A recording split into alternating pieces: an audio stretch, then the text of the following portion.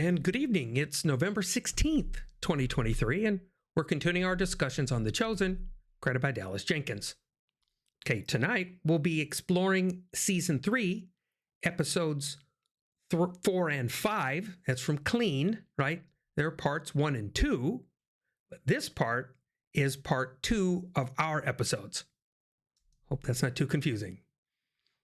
During this series, my dad, John Wern, my brother Jim Wern, and myself, we're going to be having conversations and reflecting on the things that have impacted us along the way. So, welcome to the Sons of the Father on the Dusty Feet.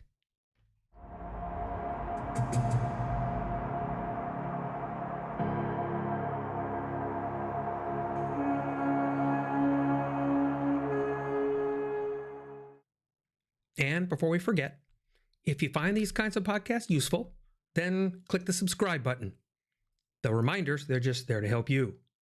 But also, if you think that these might be useful to others, then that's when you click the like button, because that is the way that YouTube chooses to share these to more people if they wish. So here we are. Clean, part 2 for us. So water. It holds an important role in many things in any society. Drinking, washing food, washing bodies, washing clothes, purification, mikvah. We like to call it baptism. But there really is so much about water. And it also holds a special place in many analogies. So I suspect that water is probably going to be a connector with a few of the discussions that we could cover over the next couple of episodes. Should be fun. Okay, gents. These 2 episodes, Clean, gave us a lot. So we started off with part 1, and let's just rock and roll and slide through part 2. So, Daddy-O, what were things that you said, hey, let's make sure we chat about this? Well, as I mentioned last time, hi, everybody. I like both these episodes. They're loaded.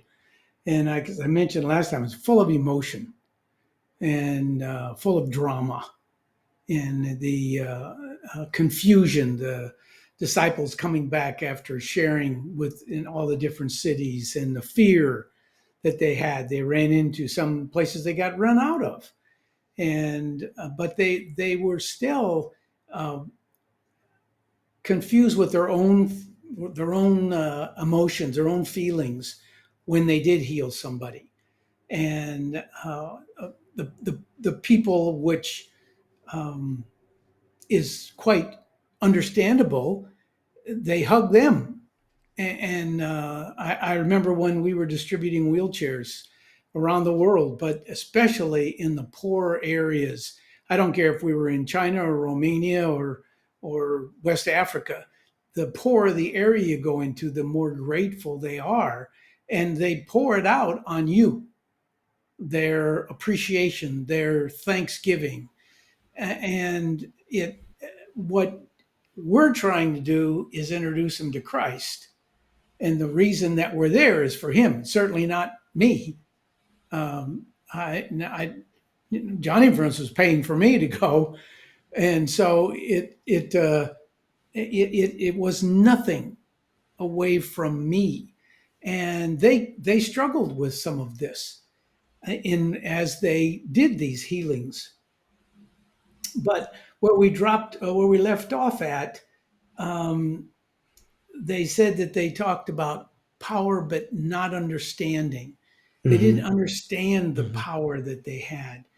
And I took that and kind of combined it with the discussion among the rabbis with how they were going to go get these Jews that were causing the trouble, Jesus being the leader of them. And when they were done, nobody seemed to be happy with what the results were. But you didn't talk about, but we talked about this. Well, but you didn't interject.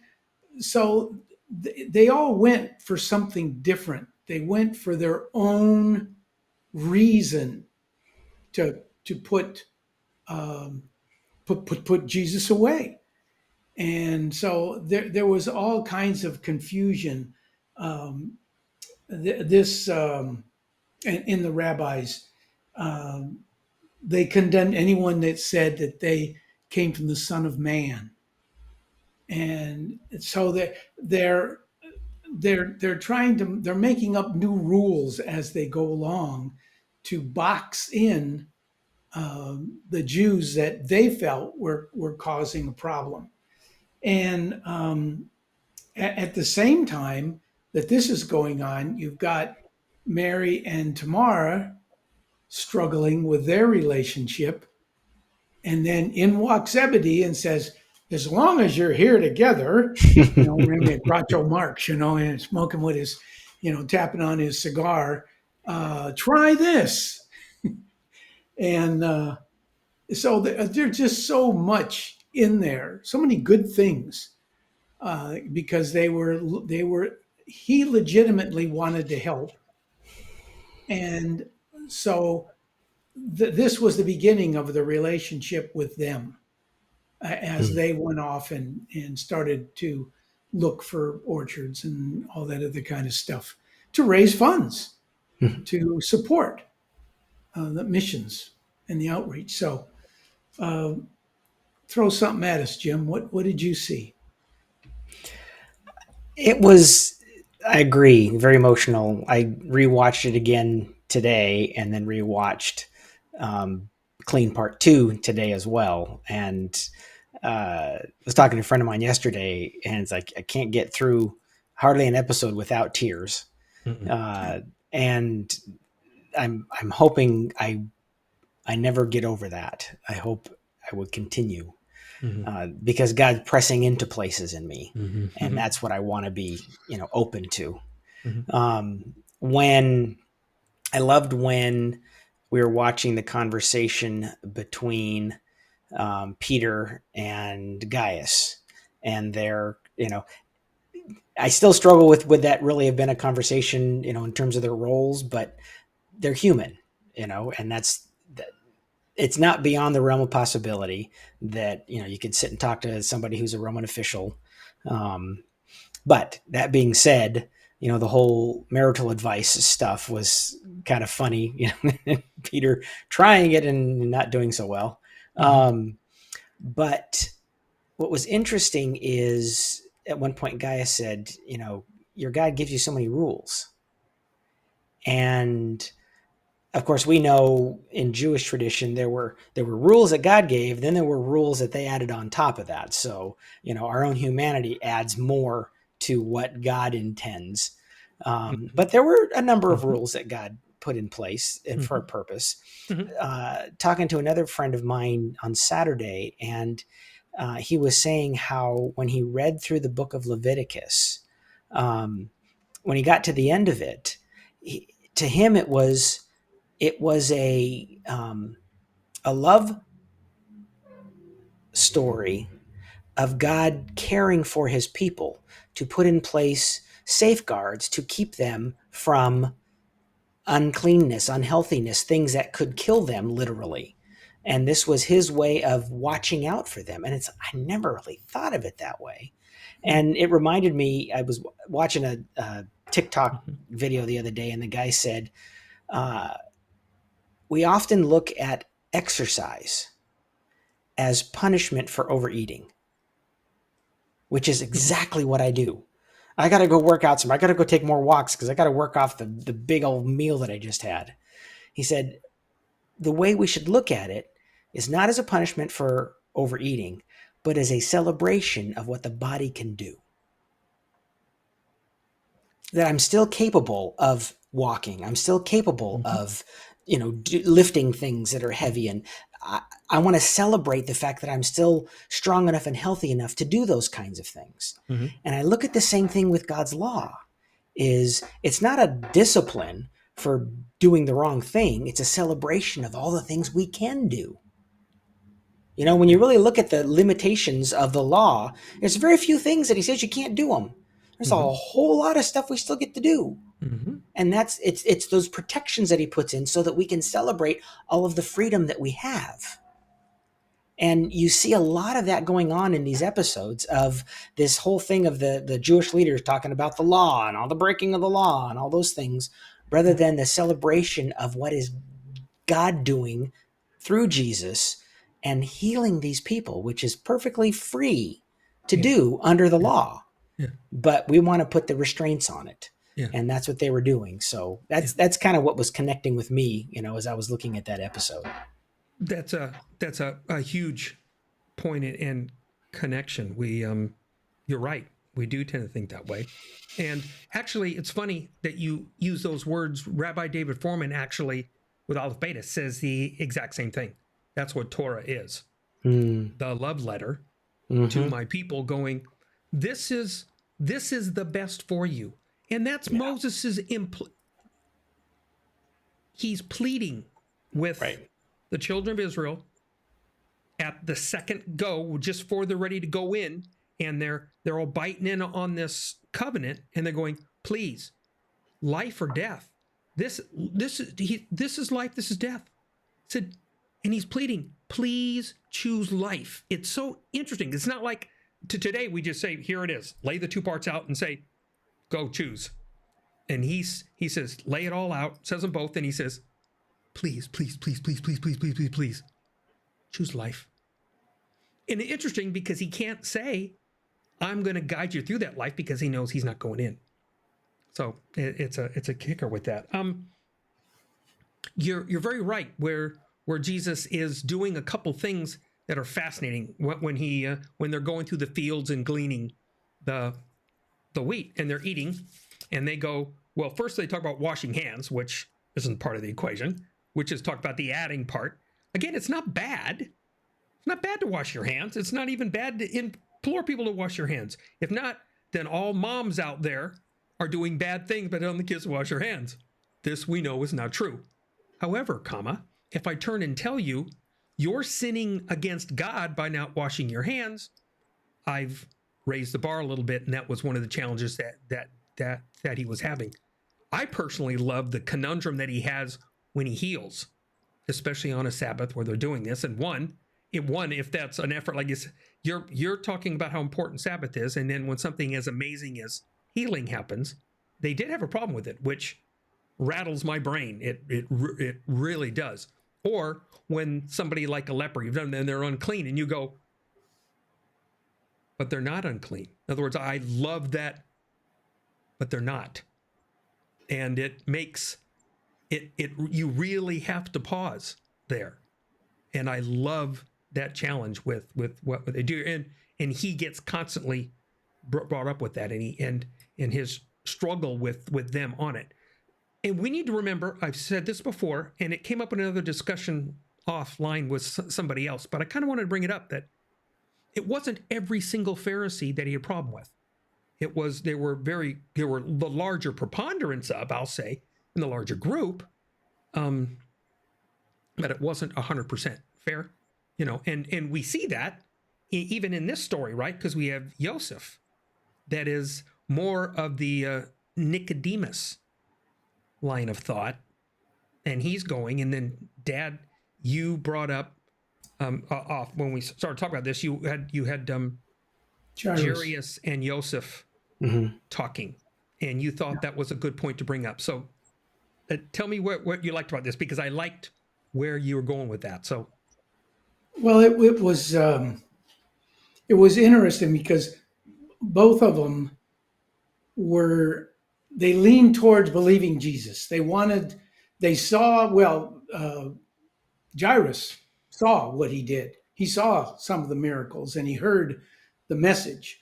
And Joseph read what he wrote. And so they were both afraid that the other one might not be as far along as they were. And so they said, am I going to, step into the noose?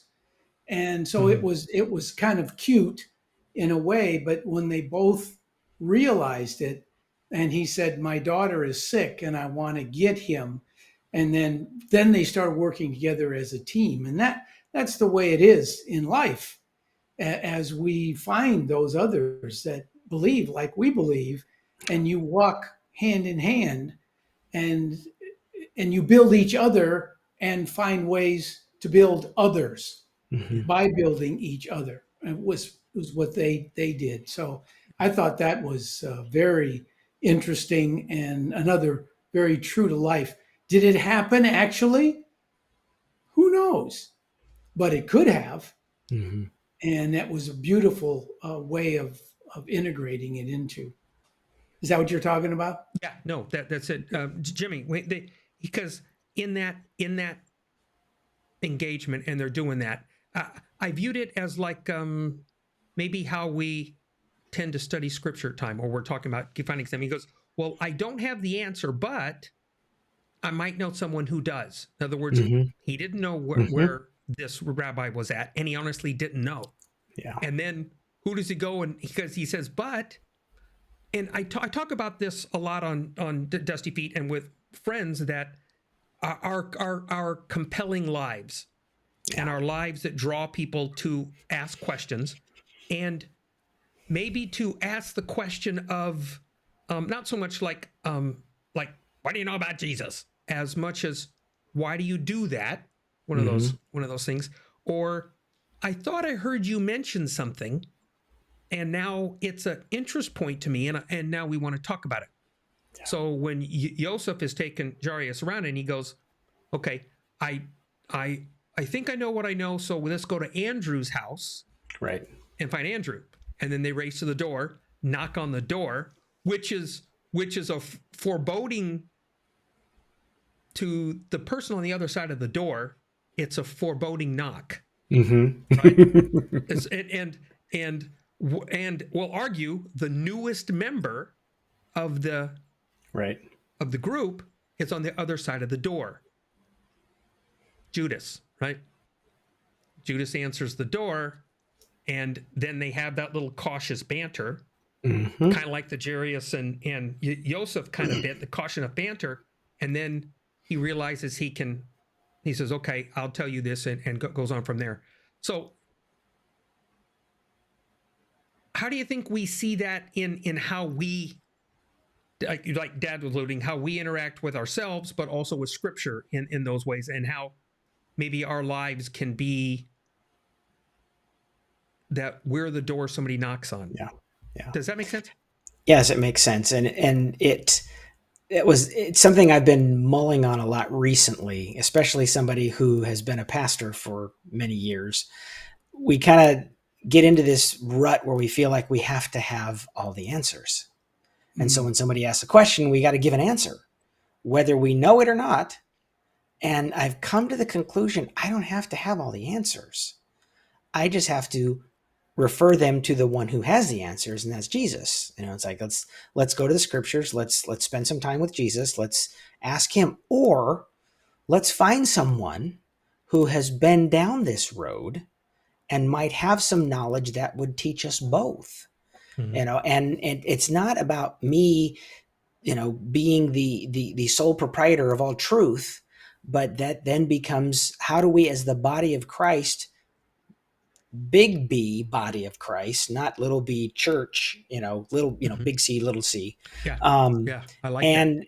And how do we then, utilize the expertise and experience of others to help this person encounter, and Dad, you've brought this up many times, we want them to encounter Jesus, not just be told who Jesus is. And I heard this recently. Who was I'm trying to think what I was watching or listening. Oh, I think it might have been Tyler Staton, who he just came out with a book this last year, Pray Like Monks, Live Like Fools. I've been reading it. It's amazing book. And he kind of talks about that, just how do we help introduce somebody into an encounter with Christ. And that looks a lot different than, teaching them. And you can talk all you want to about love, but until you experience it, you don't understand it. Yeah. I can talk all about what it means to have a relationship with Jesus, but until someone has it, it's going to be, "No, I think I get it." And then boom, they have it. It's like, oh, wow. It's a lot different than I thought it was going to be. Yeah. And that's what we want to do. We see that with it, the way we see it in this particular set of stories that Dallas is telling with the Chosen, Mm-hmm. is that those encounters with Jesus are very much tied around the healings, different ones, Mm-hmm. but we do get to see a lot of the what if possible interactions that we see, and those encounters, and how he engages with everyone when he enters a room and people they're sparring back and forth on time and questions and all that's going on. It's all based on that encounter thought. I think sometimes we get where everything with Jesus has to be some I don't know, mountaintop experience. Yeah. And yet I think one thing that I've enjoyed with this is that there are those everyday moments, which are the vast majority of our lives. And how do I do this? How do I live life today? I woke up today, and let's say I'm looking back then and I'm a farmer. So, you thank God for the day. You thank God for the breath of life in the morning, right? Then you go farm. That's our day. And that's a good day. And that's a day where we can do our best. A buddy of mine that I'm talking with, I said, go be the example. But you have a chance to be an example to someone for anything. Go be the example. And you hope, me, hand in the air, right, being the one that is documented as to not being a good example. The military having a dossier probably that thick on it, for not being the example of what you maybe don't want to do. That we change our lives and try to do that. And I think we see Jesus working with this group, saying examples that we want to be. And I think that's one of the nice dynamics we see with Tamar and Mary in a way, because Mary has a vision of what that example is, and her life and her experiences. And she's trying to walk Tamar through part of that. And it's a challenge, right? Yeah. And then we have something that Dad talked about briefly last episode. And I said, the cat's up egg, and you beginning of this episode on Clean Part 2, Dallas's series, you get the devastating scene with Eden, losing the baby. Okay. And it's an interesting dynamic, and I don't think we in America can truly honestly grasp it. We can talk about it, and as men, we even suck even worse at this. But the empathy that it's more than just losing a child, because there's shame involved in not having children in this, and then somebody's gonna imply, was there some sin in your life that caused these events to happen, which is not true. And Jesus continues to bring that up as well throughout his life. But we have this point. The struggle I had as I watched this, and because I battled with Simon and Eden, and they're working this part out. And should Simon, and this is the sucky husband side who doesn't ask enough questions, was there a point where he said, should he have noticed? There's no way he could have known. We have no indication that she told him, because if she did, he would have seen her with a bump. And with the expectation, he didn't walk in the door and do this. So this all happened while he was gone. The truth is, this all happened while he wasn't there. Right.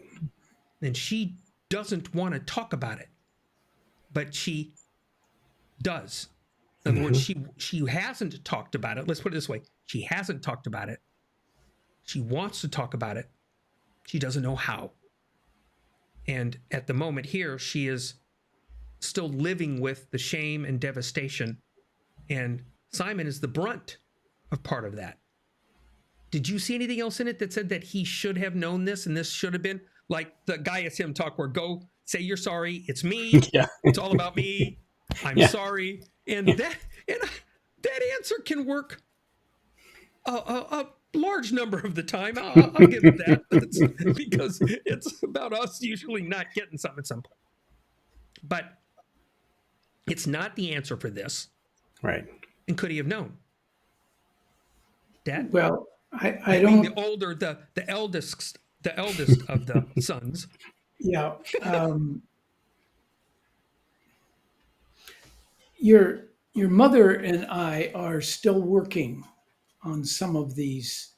I should say I'm still working on it, because the thing that I felt is that he could have stopped and said, "How have you been since I was gone? I mean, I really kind of left you hanging out there and with nothing. You didn't. I mean, no cell phones. Hello, no, not even mail. Not even a way. Hey, take this note to." And he didn't. He didn't ask one thing about her. Yeah. I'm so tired. I just want to take a nap. Oh, by the way, the guys are coming over. And just loading these things on. Didn't give her a chance to unload it all. So it wasn't, no. Should he, by the way, when I was gone, did you think you were going to have a baby? And, no, that's not even necessary. Just the fact that we care enough to ask the question. I like it. Questions. And that goes that goes for so much of both of the series, is that when you hear the apostles talking, it's only their own experiences. And Eden was overwhelmed. Mary and Tamara talking. You've got two completely different backgrounds that they came from, and neither one of them is asking the other. They're laying on them what is going on in their heads. And to me, it was such a wake-up call to care about what the other person is going through. Your mother is amazing in that way. I hear her in conversations, and she can not say a word for literally 20, 30 minutes. And then she'll say, "Well, what did you think about that?" And then the person will go on again. And you wonder why she gets phone calls from people. And it's the same thing so anyway, that's what I thought about. And I said, "Oh, Peter." And I could have been saying, "Oh, John, if you just cared enough to ask the question." So, Jimbo, what'd you think? I would absolutely agree. I think that's such a huge part. How to ask the right kinds of questions, that aren't just "How was your day?" That's a yes or no. Think of ways to ask a question that elicits more of, this is what I experienced today. This is how I felt today, whatever. I think the other side of that is then also listening. Right. And, because sometimes we can ask questions and then we're thinking about the next question, or we're thinking about something else, me and my ADHD, oh, squirrel, and I'm gone. And so it's like, how do I be present? Yeah. And I think Dallas does a really good job of showing Jesus as being present with every encounter he has. That he is there, and that he is listening, and that he is attentive, and that he is concerned. Forget all the peripheral, And I loved in the Clean Part 2 when there's the crowd, and he says, "Okay, I'm going to get to you guys. Just back off. I want to focus in here." Yeah. I love that part. But Yeah. I think for us, just learning that lesson of stopping and listening and being present. Peter, at one point, Peter got frustrated with Jesus, and he was even sharing some of his frustration with Gaius. He's a little over. It's like, I'm done with this kind of thing. Mhm.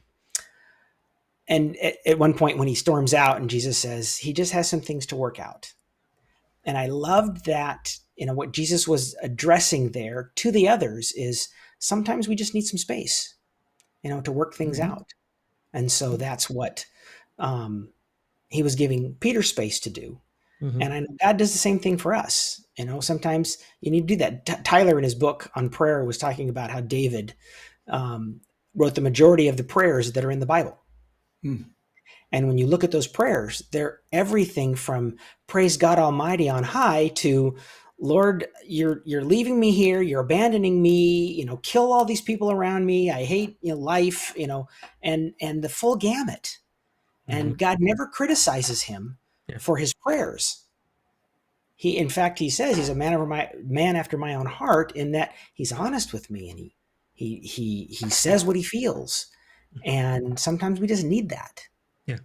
And Jesus never got critical of anybody saying anything strongly that was questioning, because, hey, that's what you're feeling. Go for it. So Mhm. anyway, that was me. Yeah, no, I agree, James. Uh, the candor that David brings to the table is a very genuine, and his heart is laid out. And you're right. You get this whole deal to where, why do you even see me? Yeah. And then it was, oh my gosh, you don't see me, and he's terrorized and frightened. Mm-hmm. And then you're right. I think we have, and Dad, I'll wrap this up here and go, when you're right, when Simon walks in and he sees Eden, does he really see her? Yeah. I keep going back in a lot of the conversations I've been having lately with a bunch of guys about doing unto others what we want done to us. And it's an interesting dynamic, because maybe me, I'll tell you about my day so you don't have to ask me about it, right? Hmm. Okay. But I don't know where the truth is that I do it because I know you're going to ask me. I Mm-hmm. don't know. I don't know how to play that out. I'm still trying to work through that. But that others to you scenario, and I think we see it played out in Jesus' life, and we see it with these people trying to figure this out. Yeah. And one of the things that David's face was, so Jimmy, I will wrap with David, is that he wanted God to see him. Yeah. That was his worst fear. And I Yeah. wonder if Simon looked at Eden, Mm-hmm. but didn't see Eden. Yeah. And maybe that needs to be a more important part in our lives, guys and gals, anybody, is that when we look at people, we need to see them. I know that anybody that Avatar fans, but I think it's one of my favorite lines in the show, and the deepest part is, "I see you." Hmm. And there's a lot to that with this, and it definitely echoes off David, because his wanting to see God and be seen. Yeah. So we'll have a third part to this. I know it's clean was one title for 2 episodes from Dallas, episode 1 and episode 2. We are using clean, and we're going to make 3 episodes of us talking about 2 episodes about one title of clean. And we'll really get to water more in our last episode. This will be fun. So, folks, thank you with us tonight. I hope you enjoyed Sons of the Father with these wonderful gents on the Dusty Feet.